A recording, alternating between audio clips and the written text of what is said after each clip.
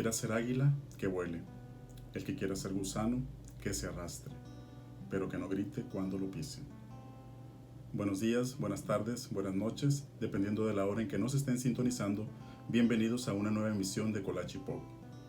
Hoy hablaremos de un héroe nacional que prácticamente con su contribución a la vida política y social de este país, pues vino a revolucionar todo lo que estaba escrito hasta este momento y pues dio un giro prácticamente de 360 grados y pues prácticamente revolucionó, como su nombre lo dice, valga la redundancia, toda la historia política de nuestro país. Hoy hablaremos del gran Emiliano Zapata, que fue la figura o ha sido hasta hoy la figura más icónica y representativa de este periodo nacional, o sea, la Revolución Mexicana.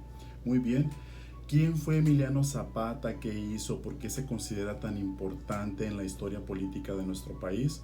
Pues bien, son preguntas que quizá ya nos hayamos respondido a través de los años en nuestra vida como escolares, se nos hayan dado respuesta a todas estas preguntas, pero hoy vamos a ahondar un poco más sobre la vida de Emiliano Zapata, estas generalidades o curiosidades que tuvo a bien vivir y que quizás muchos de nosotros desconocíamos, al menos yo desconocía algunas de ellas, otras no las conocía tanto, pero que siempre es importante tenerlas en cuenta para conocer más a fondo la vida de estos seres y de estos héroes nacionales que pues también fueron de carne y hueso como todos nosotros, ¿verdad? Que también tuvieron sus recovecos oscuros, sus áreas de luz, pero que también dieron ese giro inesperado que muchas veces se necesita para poder transformar la historia de un país. Muy bien. ¿Qué fue lo que llevó a Emiliano Zapata a emprender esta lucha, a no quedarse de brazos cruzados, como la mayoría de las personas a veces nos solemos quedar cruzadas de brazos y no hacemos o no emprendemos acciones cuando no estamos de acuerdo en una situación, sobre todo que tiene que ver con la cuestión o de índole político o social? Muy bien, Zapata pues simplemente se sintió motivado prácticamente desde su temprana infancia. ¿Por qué? Porque su padre fue despojado de sus tierras y al ver la impotencia de su padre, al llorar por no poder hacer nada por recuperarlas, pues esto motivó, o digamos que eso sembró la semilla para que Zapata en lo futuro pues iniciara toda esta lucha revolucionaria que pues hasta nuestros días sigue permeando en el inconsciente colectivo de cada mexicano, ¿no? Bien, Zapata pues era un hombre común, un hombre de campo, un hombre que estaba acostumbrado a trabajar. Él fue desde peón, fue aparcero, fue adiestrador de caballos y llegó a ser el mejor domador de toda la comarca. Incluso se rumora o se dice que la mayoría de los hacendados pues se peleaban por tenerlo entre sus filas, por que él adiestrara sus caballos, llegando incluso a ser el domador oficial de Ignacio de la Torre y Mier, que fue el yerno de Porfirio Díaz y de quien vamos a hablar un poco más adelante. Zapata tenía como su idioma, aparte del español, el náhuatl, que aparte de escribirlo, lo hablaba perfectamente y eso le daba la posibilidad de poder interactuar también con, pues con la gente del pueblo, ¿no? La gente de las que venía desde más abajo, y él tenía la posibilidad de poderse comunicar con ellos, los que no habían tenido la posibilidad de ir a la escuela o de estudiar y que todavía hablaban náhuatl, pues él podía comunicarse con ellos, podía entender sus inquietudes, saber qué es lo que deseaban, qué es lo que buscaban, qué es lo que esperaban. Y pues se dice que también escribió algunos manifiestos en este idioma para que la gente de pueblo fuera o accediera más bien a todas estas noticias o a todos estos cambios que se iban haciendo también política y socialmente, y obviamente eso da pie a que ellos también lo apoyen en la lucha armada cuando ya decide levantarse en armas durante la Revolución Mexicana. Muy bien. Zapata pues era una persona, obviamente, como cualquiera de nosotros, ¿verdad? Que tiene ciertas características físicas que nos hacen sobresalir o llamar la atención por encima de las otras personas, ¿no? O si no por encima, que nos distinguen de los demás. Zapata se dice que tenía un lunar en forma de manita en el pecho, que eso era como algo muy característico de él, por lo que siempre lo identificaban. Por lo que se cuenta o se dice que cuando fue asesinado, pues se expuso su cadáver en la plaza municipal para que todas las personas fueran, miraran el cadáver y pudieran corroborar que realmente pues era el caudillo del sur el que estaba tendido en ese lugar y que sí había fallecido, ¿no? Hay historias que cuentan o que dicen también que en realidad pues nunca estuvo tendido el cadáver de Zapata, que era otro personaje, ¿no? Porque no encontraban estas características tan relevantes o tan importantes o tan significativas en el cuerpo de Zapata y que lo distinguían de todos los demás hombres, ¿no? Muy bien.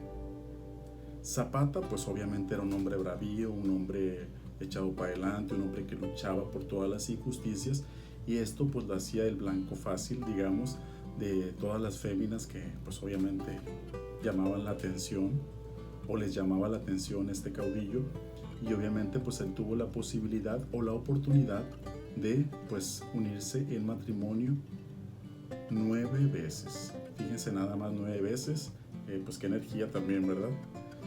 En uno de esos matrimonios, de los que tuvo incontables hijos también además, uno de estos matrimonios fue con Josefa Espejo, que fue, digamos, pues otra mujer también, que era en este caso una mujer de sociedad, y el padrino de esta unión fue ni más ni menos que Francisco I. Madero, que fue en algún momento muy cercano a la causa de Zapata. Ya después tuvieron unas diferencias cuando Madero llegó al poder, pero pues es harina de otro costal, ¿no? Entonces Madero fue padrino de la boda de Emiliano Zapata con Josefa Espejo, que fue una de sus 9 mujeres o sus 9 esposas. Como les decía hace rato, Zapata, pues cuando murió, fue expuesto su cadáver para que la gente corroborara que era él. Se rumora o se cuenta o se dice que Zapata tenía un doble, porque pues era él un blanco fácil y lo acechaban por las diferencias políticas que tenía con el gobierno que estaba en ese momento, ¿no? Entonces pues Zapata tenía un doble que era el que acostumbraba, o se dice que tenía un doble que era el que acostumbraba a ir a todas esas mítines o marchas públicas donde pues era demasiado fácil que él se expusiera y pudieran hacerle daño, ¿no? Entonces hay un hombre que en especial fue quien se dice que fue su doble, y que dicen que él fue quien el día que lo asesinaron fue el que hizo acto de presencia, y que fue el que fue emboscado, ¿no? En ese tiroteo donde se le traiciona a Zapata y se le da muerte, ¿no? Entonces pues también se habla de esta posibilidad.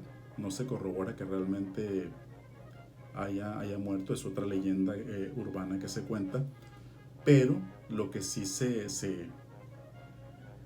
tiene una certeza es de que sí tenía un doble, pero muchas veces la gente cercana a él, sobre todo la gente del pueblo cercana, pues identificaba al verdadero Zapata porque era más alto que el doble que lo representaba en todos estos eventos públicos.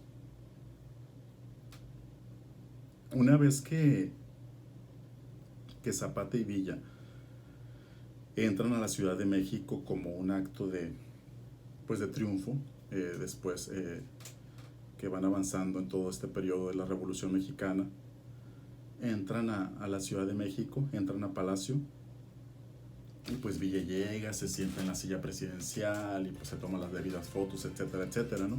Entonces se le invita a Emiliano que también haga lo propio, que se siente en la silla presidencial para pues las respectivas fotos. A lo que pues Zapata dice que no, que porque la silla presidencial estaba maldita, que toda persona buena que se siente en esta silla pues se iba a convertir en mala, ¿no?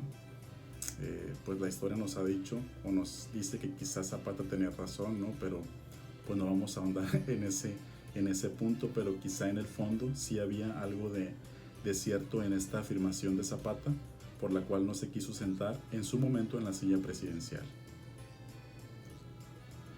Muy bien. La vida de Zapata fue tan relevante y tan importante, no solamente a nivel nacional, no solamente en la Revolución Mexicana, el gran aporte que tuvo para la cuestión social y política de nuestro país, sino que obviamente va a traspasar las fronteras de nuestro país, se convierte en un ejemplo a nivel mundial de lo que es un verdadero revolucionario y lo que puede llegar a aportar a la vida social y política de un país. En este caso, pues obviamente llama la atención también del cine, y en su momento se hacen pues muchas versiones distintas, pues de su vida, de su aporte, de su paso por este mundo y de lo que él vino a brindar al país a través de la Revolución Mexicana, ¿no? En este caso, pues una de las más relevantes o más importantes cintas que se hicieron acerca de su vida es la que filmó en 1952 el director Elia Kazan. Elia Kazan filma la película de Viva Zapata, donde el protagonista es Marlon Brando, que obviamente lleva el papel de Zapata, y Anthony Quinn, el papel de Eufemio Zapata, el hermano de Zapata, que también siempre estuvo con él en esta lucha revolucionaria. El guión fue de John Steinbeck, un premio Nobel de literatura, y prácticamente esta película se vuelve como un estandarte a nivel mundial en el plano social y revolucionario de lo que una figura como Zapata pudo llegar a aportar precisamente a la sociedad o al mundo, ¿no? Aunque Elia Kazan refiere que Zapata fue un hombre de una talla enorme y un gran revolucionario, la verdad de la película que él filmó refiere que lo que él hizo cambió muy poco a México, y no porque haya sido poco, sino porque prácticamente el país no le permitió mucho lograr ese cambio que él buscaba o que él esperaba, ¿no? Entonces queda también aquí pues una gran enseñanza para todos nosotros, revisionar más bien o ir a un poco hacia atrás y ver la vida de Zapata, el aporte que también le dio a nuestro país.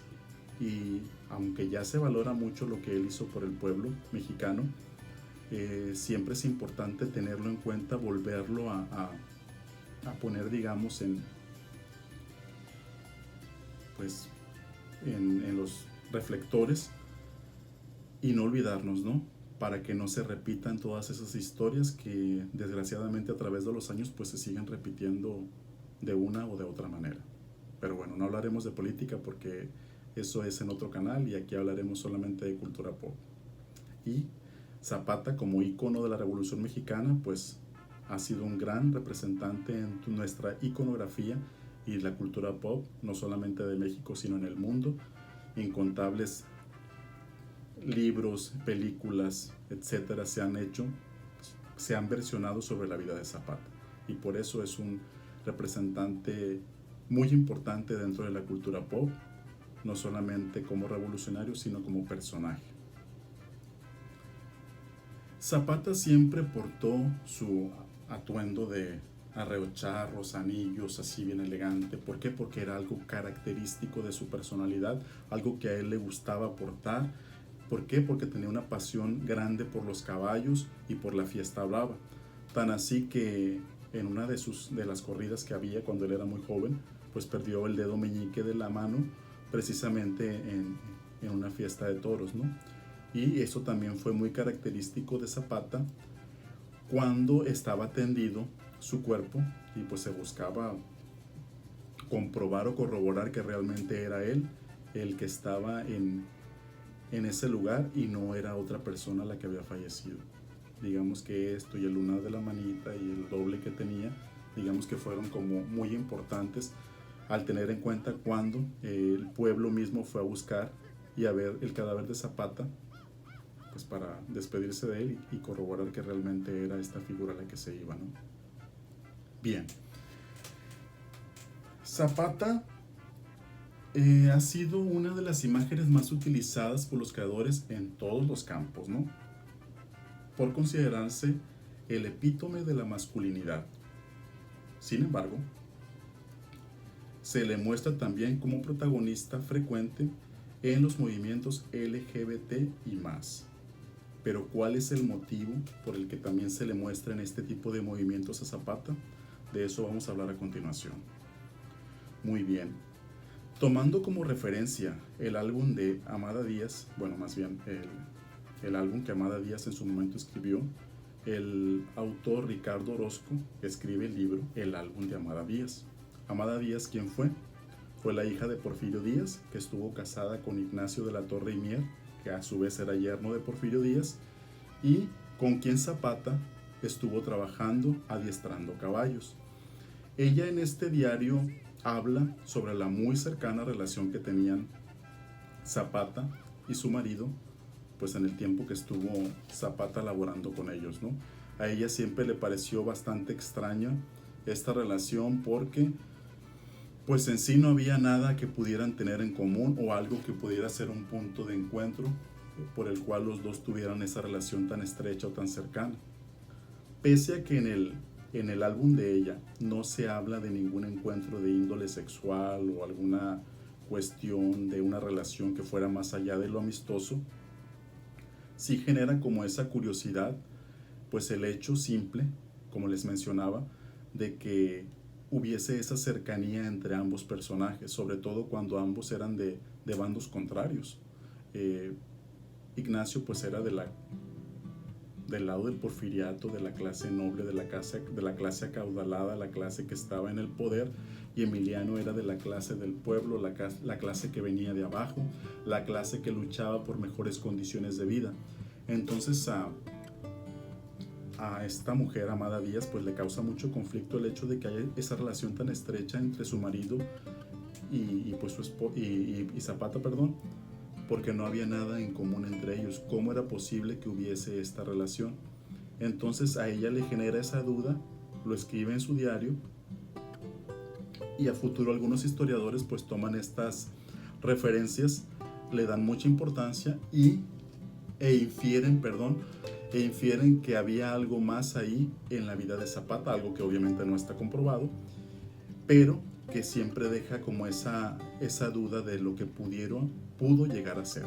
Tan es así que en el 2019 el artista plástico Fabián Chaires realiza una pintura de un Zapata pues feminizado, un Zapata a caballo con tacones, en una pose bastante sugerente, que causa pues todo un escándalo, no solamente a nivel social sino incluso político, porque se quiso demandar ilegal, se quiso demandar al autor y pues también a Bellas Artes, que fue la casa, digamos, de esta exposición, por la cual pues se le iba a obligar a la autora a dar por terminada esta obra, ¿no? Porque no iba de acuerdo a la vida que Zapata siempre había mostrado y a los ideales del revolucionario, de nuestro caudillo del sur. Entonces se generó esta gran polémica.